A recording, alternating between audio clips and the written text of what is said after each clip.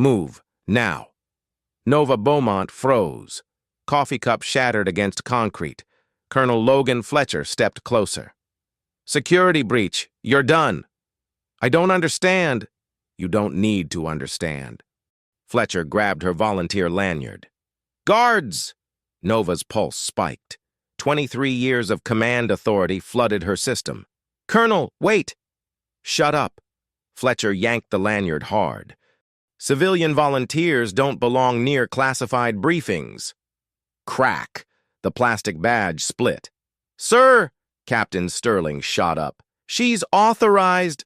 Sterling, stand down. Fletcher's face went red.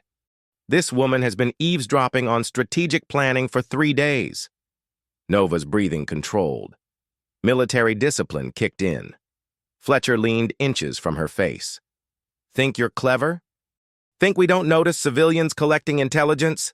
Nova's hand found her pocket. Pentagon emergency device, Global Command Authority. Answer me! The secure phone erupted with urgent priority tone. Fletcher's eyes went wide. General Beaumont, Nova answered, voice transforming into steel command authority. This is urgent. Total silence. Captain Sterling had been observing Nova Beaumont for 4 days now, and the inconsistencies were mounting. It started with small details. The way she organized the coffee station wasn't random. It followed military logistics protocols most civilians never learned. When she restocked supplies, she used inventory rotation methods suggesting quartermaster training. Her movement through the crowded officers' lounge showed tactical awareness of sight lines and exit routes. Most revealing was her listening patterns. Nova heard everything without appearing to listen. She never obviously turned toward interesting conversations, but Sterling noticed her unconsciously positioning to maintain audio contact with multiple tables simultaneously. Yesterday, when Colonel Fletcher discussed deployment schedules, Nova had cleaned that section twice as long as necessary. Sterling, you're obsessing over the volunteer again, Lieutenant Parker mentioned yesterday. Professional curiosity, Sterling replied. But it was deeper than that. This morning's confrontation confirmed his suspicions. Most civilian volunteers would have shown intimidation when challenged by a full colonel. Nova Beaumont had displayed neither submission nor defensiveness.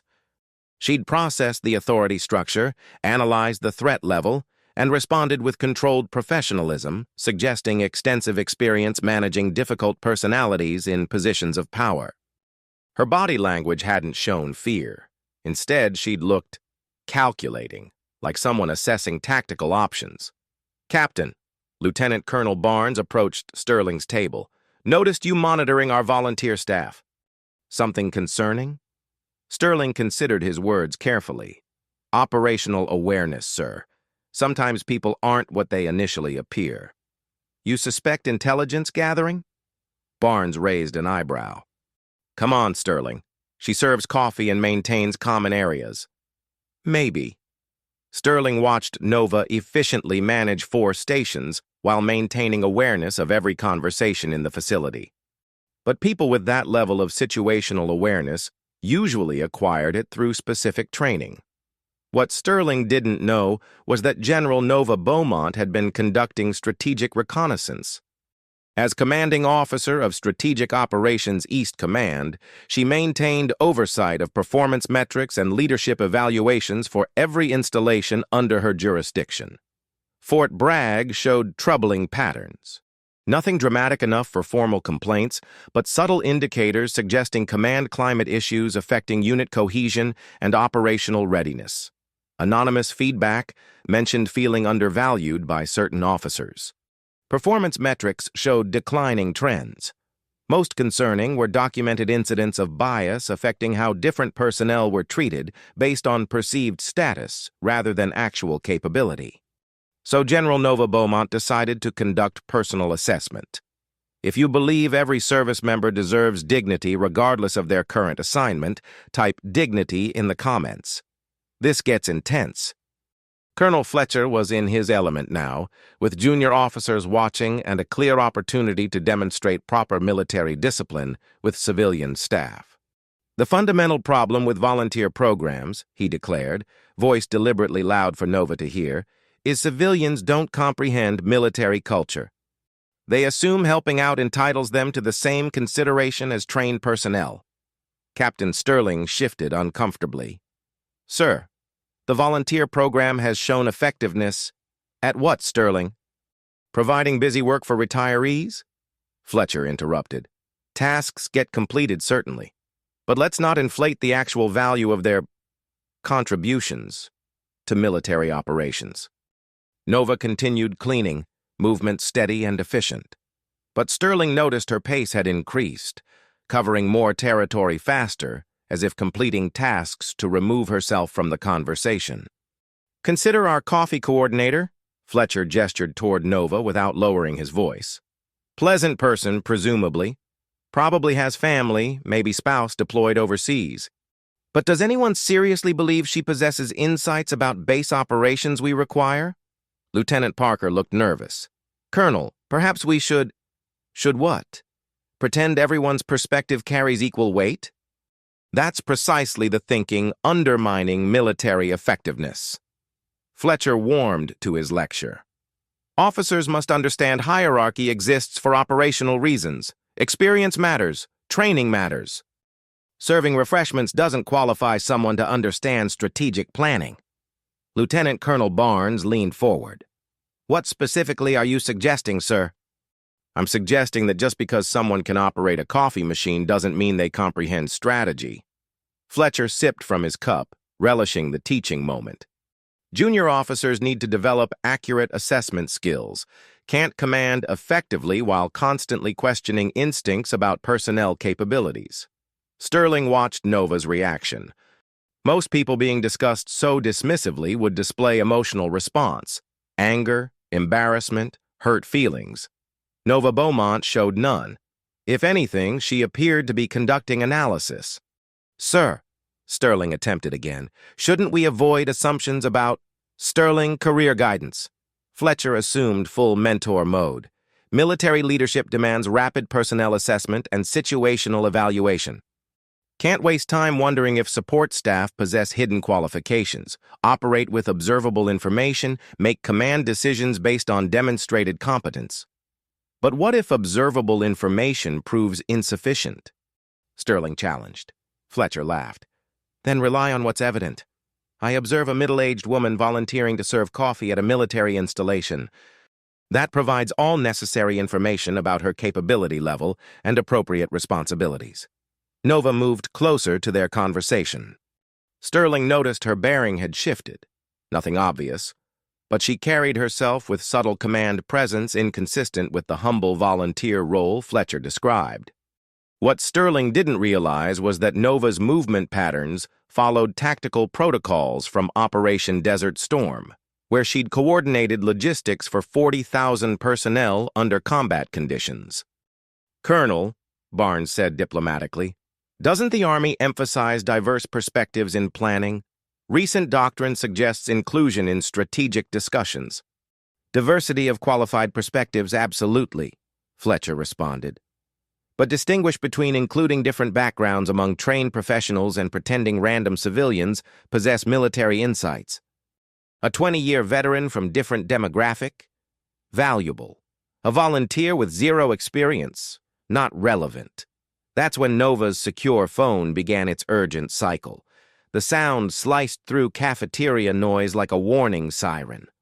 Not a civilian ringtone, but the unmistakable professional frequency of classified government communications. Every officer turned toward the sound. Nova stopped mid-motion, staring at the device. Ma'am, Fletcher called sharply, personal communications should be handled outside. Nova looked at him, then at the phone cycling through Pentagon emergency protocols. 23 years of command training conflicted with her reconnaissance mission. I said outside, Fletcher repeated with full authority. The phone continued. In the sudden quiet, other personnel noticed the mounting tension. Nova Beaumont looked directly at Colonel Fletcher and made her decision. I apologize, Colonel, but this communication requires immediate attention. Nova's voice carried quiet authority that made Sterling unconsciously straighten his posture. something fundamentally different about her tone. Still respectful, but with underlying confidence, suggesting experience issuing orders rather than receiving them. Fletcher's complexion darkened. "Ma'am, I issued direct instruction. Personal communications wait until designated break periods." "Sir, with respect, this communication isn't personal." Nova held the cycling phone, its urgent frequency cutting through atmosphere like an alarm. "I don't care what category." Fletcher stood, displaying his colonel's authority.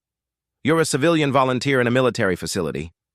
When an officer provides direction, you comply. No exceptions." The officer's lounge went silent.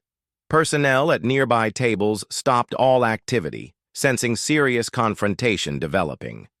Nova's weathered hand trembled slightly as she set down her coffee service tray. Inside her pocket, a Pentagon secure line held 23 years of strategic command authority. Authority over the very operations Fletcher was discussing. "Colonel Fletcher," Sterling attempted, "maybe she should—" "Sterling, withdraw." Fletcher's voice projected across the quiet facility. "This demonstrates exactly what I explained. Civilian volunteers who don't comprehend their position in military hierarchy."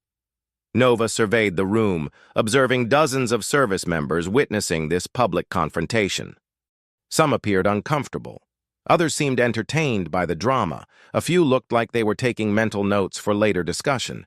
The phone cycled again, second rotation indicating escalating priority level. "Ma'am," Fletcher continued with full military bearing, "you have 15 seconds to silence that device and return to assigned duties, or I'll have you escorted from the facility and your volunteer status permanently terminated." "Sir," Barnes spoke quietly, "perhaps we should—" "Barnes, I'm managing this situation. Everyone present is about to observe proper maintenance of discipline and respect in military environments." Fletcher crossed his arms. "Ma'am, I'm waiting for compliance." Nova studied the phone, the secure device connecting her to Pentagon Crisis Coordination. The same device she'd used managing strategic responses to international threats, advising Joint Chiefs, participating in decisions affecting global military operations. For 5 days, she'd observed leadership dynamics at installation level, how authority was exercised, respect earned versus demanded, how chain of command functioned when higher command wasn't visibly present. Now she was experiencing those dynamics personally. "Colonel," she said calmly, "you're correct about hierarchy and respect. Military effectiveness depends on clear authority structures and appropriate responses to legitimate commands." Fletcher nodded with satisfaction. "Precisely. Now please deactivate. However, it also depends," Nova continued, "on commanders understanding complete context before exercising authority." The phone cycled a third time. "Priority escalation to crisis status." Sterling observed Nova's posture had completely transformed. She stood with bearing of someone accustomed to command presence. Her voice carried calm confidence of someone who'd issued orders during high-stakes situations. "Ma'am, you're insubordinate," Fletcher said, uncertainty entering his voice. "I'm commanding you to—" "Colonel Fletcher," Nova interrupted gently, "before you complete that command, you should understand who you're addressing." Nova's hand found the bronze star hidden beneath her volunteer shirt, and everything changed. The same medal she'd earned coordinating evacuation of 200 wounded soldiers from Kandahar under direct enemy fire. Operation Enduring Shield, Afghanistan, 2018. Major Nova Beaumont commanded logistics coordination for Forward Operating Base Alpha during the Taliban's coordinated assault on Allied positions. For 18 hours, enemy forces had cut supply lines and surrounded 3 forward positions with 200 American and Allied personnel trapped without medical evacuation or ammunition resupply. Traditional extraction protocols had failed. Weather prevented helicopter operations. Ground convoys faced IED-laden routes with 90% casualty probability. Major Beaumont developed unconventional solution, coordinate simultaneous diversionary assault while organizing medical evacuation through abandoned mining tunnels discovered by local intelligence assets. Her closest friend, Captain Maria Santos, volunteered to lead the diversionary team. Nova, if this works, you save 200 lives. If it fails, we lose maybe 20. Easy math. Maria, there has to be another way. There isn't. You know it. I know it. Santos gripped Beaumont's shoulder. My team creates the opening. You get those wounded soldiers home. For 6 hours, Beaumont coordinated tunnel evacuation while Santos's team drew enemy fire. One by one, wounded personnel were extracted through underground routes no one knew existed. Santos's final transmission came as the last wounded soldier reached safety. Nova, mission accomplished. Tell my family I was proud to serve with the best logistics officer in the Army. Captain Maria Santos died holding enemy attention long enough for 200 soldiers to survive. The Bronze Star Nova wore daily wasn't just her commendation. It carried Maria's honor, too, worn by someone who promised never to forget. That medal had traveled through every assignment since, hidden beneath whatever uniform Nova wore, a daily reminder that leadership meant sacrifice for those you serve. She answered the phone. General Beaumont. In 3 minutes, Colonel Fletcher would understand exactly what kind of authority he'd been challenging, and the entire base would never look at leadership the same way again. The silence was absolute and immediate. Even kitchen sounds stopped as the words registered throughout the officers' lounge. General Beaumont, we have developing situation in the South China Sea. Satellite intelligence indicates coordinated naval movements requiring your immediate strategic assessment. Nova's entire presence transformed. Her voice took on crisp authority of someone accustomed to decisions affecting thousands of lives across multiple theaters. What's the operational timeline for my evaluation? 18 minutes, ma'am. Joint Chiefs are convening emergency session and need your strategic input before presenting recommendations to the Secretary of Defense. Understood. Connect me to intelligence briefing. I'll need complete satellite data and latest reconnaissance reports from 7th Fleet. While Nova received initial briefing, she observed the transformation around her. Colonel Fletcher had gone completely motionless, expression showing dawning horror. Captain Sterling looked fascinated rather than shocked, as if confirming long-held suspicions. Other officers appeared to be experiencing various stages of disbelief and career anxiety, but Nova's primary focus remained on the crisis developing thousands of miles away. General Beaumont, we're tracking coordinated movement of 15 unidentified vessels in international waters 60 nautical miles southeast of Taiwan. Initial assessment suggests possible Chinese naval assets operating without proper identification protocols. Nova's mind shifted to strategic analysis mode. Current U.S. naval presence in region? USS Ford Carrier Strike Group conducting routine freedom of navigation operations 140 miles northeast. 3 destroyers on patrol routes could reach area within 4 hours. Intelligence assessment on vessel capabilities and operational intent? Unknown, ma'am. Complete radio silence. Radar signatures don't match known civilian configurations. Movement patterns suggest coordinated military operation with possible reconnaissance objectives. Nova began pacing behind the coffee station, civilian appearance now completely incongruous with the authority in her voice and complexity of the international situation she was managing. Recommendation? Maintain current positioning but elevate readiness to DEFCON 2 for Pacific naval assets. Continuous surveillance with immediate notification if vessels alter course toward Taiwanese territorial waters. Copy, General. DEFCON 2 for Pacific assets. Secretary of Defense requesting your assessment on potential escalation scenarios. Inform the Secretary that premature aggressive positioning could escalate reconnaissance operation into international incident. We need demonstrating deterrent capability without appearing provocative. Have Ford Group adjust patrol route 40 miles closer while maintaining international waters. Project strength without aggression. Colonel Fletcher finally found his voice, barely audible. General? Nova held up one finger indicating need to complete the crisis call. Around the lounge, personnel at other tables began realizing something extraordinary was unfolding. Phones were discreetly activated. All conversation ceased entirely. General Beaumont, we're also receiving reports of increased electronic warfare activity targeting Pacific communications networks. Possible correlation with naval movements? Almost certainly coordinated. This represents testing of response patterns and alliance coordination capabilities. Recommend immediate notification to Japanese and South Korean defense networks and implementation of Protocol 12 for all Pacific theater communications. Protocol 12 implementation confirmed, ma'am. Additional requirements? Hourly updates on both situations. If either naval movements or electronic warfare activity escalate beyond current parameters, I need immediate crisis notification. Also establish secure line to Admiral Chen at PACOM. We may need coordinated response planning. Understood, General. Hourly updates and secure connection to Admiral Chen. Thank you, Colonel Martinez. Execute all recommendations immediately. Nova ended the call and surveyed the completely silent officers' lounge. Every face was turned toward her, expressions ranging from shock to awe to career-ending terror.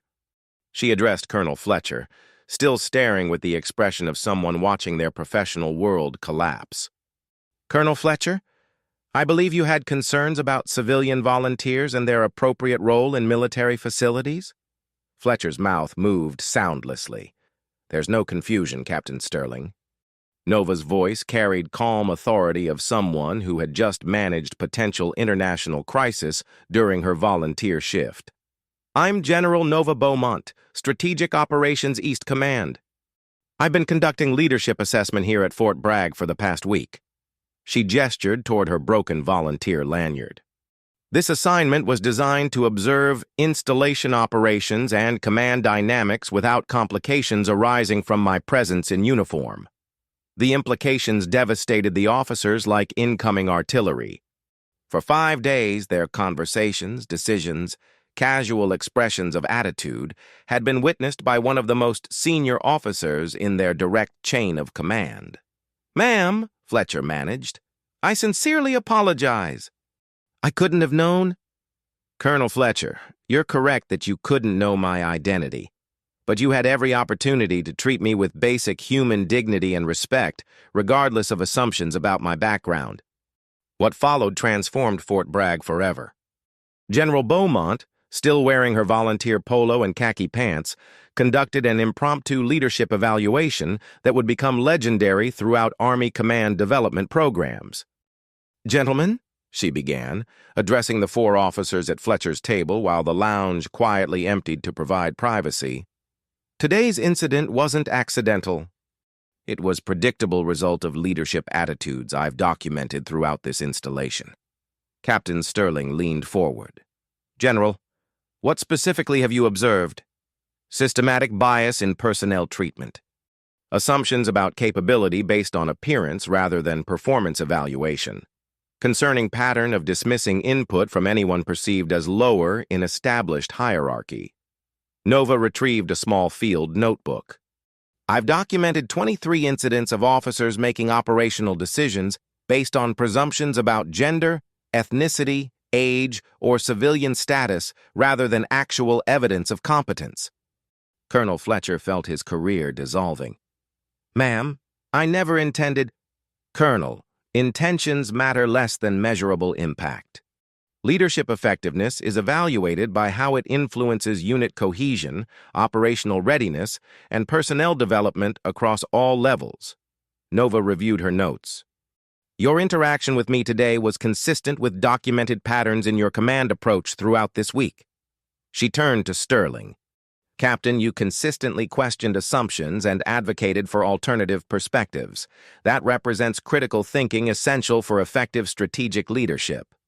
Sterling felt simultaneously honored and terrified. Recognition from a 3-star general was career-enhancing.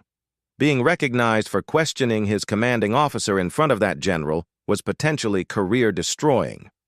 Lieutenant Parker, Lieutenant Colonel Barnes, you both displayed discomfort with today's conversation direction, but neither was willing to intervene when witnessing inappropriate treatment of someone you believed had no authority to respond. That represents leadership failure with serious operational consequences. Nova closed her notebook. Here are immediate actions. Colonel Fletcher, you'll report to General Morrison's office at 1500 hours today. Your documented comments about diversity, civilian capabilities, and appropriate treatment indicate immediate need for leadership development and bias recognition training. Fletcher nodded numbly, calculating professional damage. Captain Sterling, you'll join me for discussion about accelerated leadership opportunities. Your willingness to question conventional thinking indicates potential for strategic-level responsibility. All personnel will participate in comprehensive installation leadership climate assessment. This includes input from all levels, civilian volunteers, support staff, enlisted personnel across every department. She stood, civilian clothes somehow failing to diminish the command presence radiating from her bearing. Gentlemen, modern military effectiveness requires leaders who recognize capability regardless of packaging. Ability to see beyond surface assumptions and initial judgments. Nova looked at each officer. Today, you had opportunity to demonstrate those leadership qualities. Some succeeded, others failed dramatically. This morning's incident will become case study in leadership development programs throughout the Army.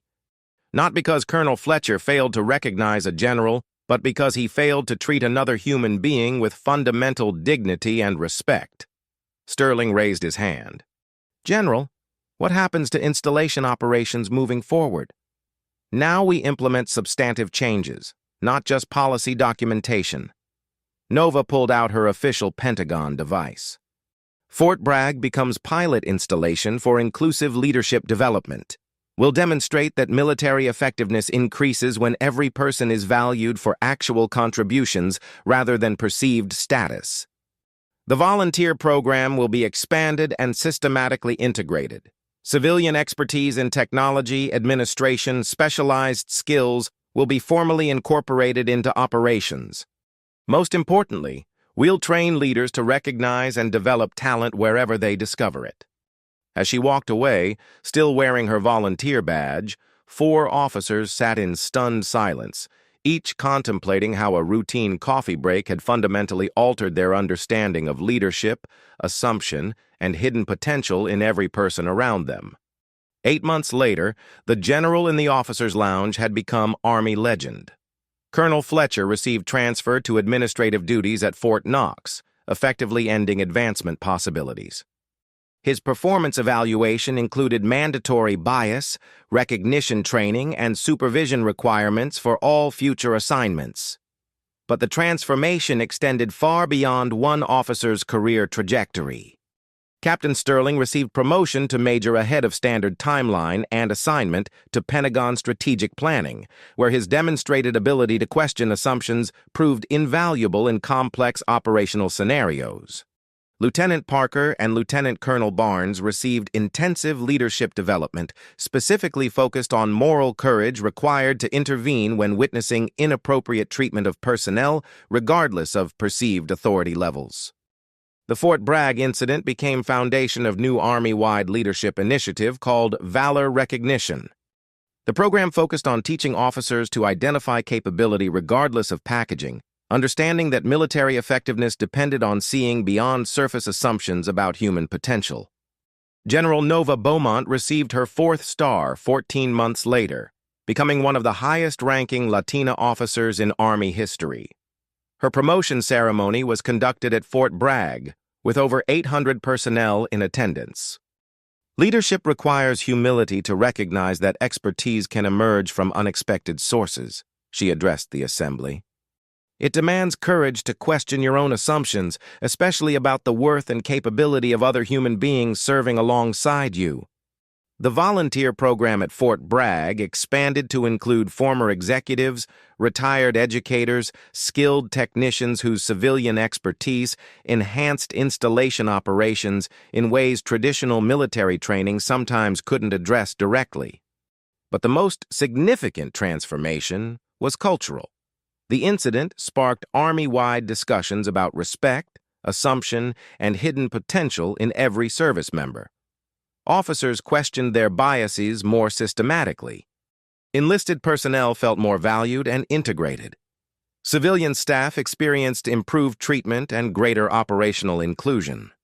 The objective wasn't embarrassing anyone or proving points about hidden identities, General Beaumont explained to a joint military leadership conference. The objective was developing military leaders who see people accurately, value contributions based on merit rather than appearance, and understand that our operational strength comes from recognizing and developing talent wherever we encounter it. Fort Bragg's officers' lounge installed a bronze plaque near the coffee station. Leadership is best measured not by how you treat those with authority over you, but by how you treat those who appear to have no authority at all. Every morning, service members and civilians sharing coffee were reminded that everyone around them carried experiences, capabilities, and stories that couldn't be evaluated by uniform, job assignment, or initial impression. Sometimes the person serving your coffee had shaped international military strategy during global crises. Sometimes the quiet observer possessed insights that could transform operational effectiveness. Sometimes the most powerful leader in the facility was the one everyone had underestimated. Thank you for typing dignity. Subscribe for more stories where true leadership reveals itself when people think no one important is watching. Until next time, remember, never underestimate quiet strength serving others.